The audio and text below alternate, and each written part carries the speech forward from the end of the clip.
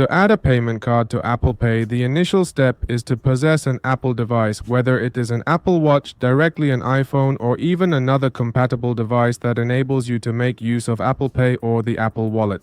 For this, we simply need to search for the app, which in this case is this one. You can search for it this way on your iPhone, and once you find it, just open it. If this appears, it's because it's the first time you've opened this app. You just tap where it states accept and continue, and at this point you grant it permission to connect to your mobile device and your internet network. Let's provide it access, and now we have everything enabled and ready. To incorporate a card into the system, we simply navigate to the upper right hand corner where the plus symbol or icon is prominently visible, and we wait for it to load, which can vary depending on your geographical location, meaning the nation you are situated in. It might display various alternatives. For instance, in the country where I reside, it solely presents options for adding a debit card, credit card, or a transportation card. In your particular situation, it could potentially appear differently depending on the specific country you are located in. In this particular instance, we are planning to incorporate a credit card, so we will choose the initial option. In this situation, we're planning to scan or manually add the card. Personally, I prefer adding it manually to avoid any issues. So let's press this button, and here, if you want, you can grant access to your contacts. Honestly, I prefer not to, so we'll select no. In this particular instance, what we are able to do is effortlessly bring our card near to the rear section of the iPhone. Therefore, let's attempt this to determine if it permits us to proceed in this manner, and if it does not, we can easily proceed manually.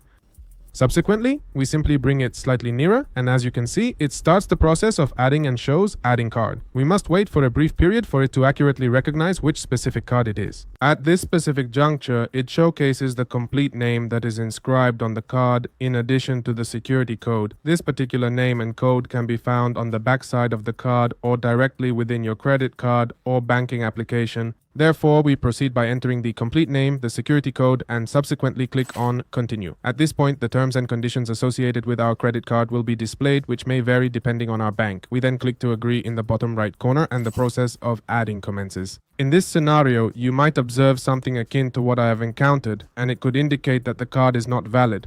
If this situation arises, we should follow the steps I previously mentioned, which might involve simply bringing it closer to add it. However, if this message appears, we will opt to click on Add a Card Later and initiate the process anew. We click on the plus symbol, select either debit or credit card, and then opt for Scan or Add Card. Instead of executing this procedure by bringing the card near the back of the phone, we proceed to the section labeled Enter Card Details manually at the bottom, and we click there.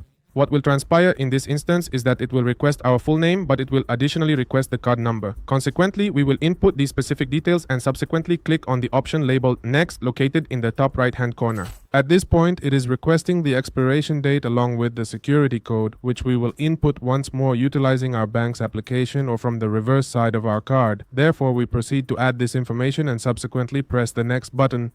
After adding it, the same contract and details will appear, and we click accept. We wait for it to load fully, and then the card is added successfully. We just wait a few moments. Once all the necessary information has completely finished loading, it displays a notification indicating card successfully added, and it prompts us for verification. This action will initiate a text message to be sent directly to our mobile device. We simply select either the first or second option to receive a notification from our bank. I will choose to receive a text message, so we click Next and wait for it to load. We should receive a text message from our bank containing the security code directly. We enter it here and click Next in the upper right corner. We wait a brief moment for the verification process to complete, and it confirms that the card has been successfully activated. We can now choose to set it as a default card or not at this moment, so we click now at the bottom and it will be added, enabling us to make payments with this card.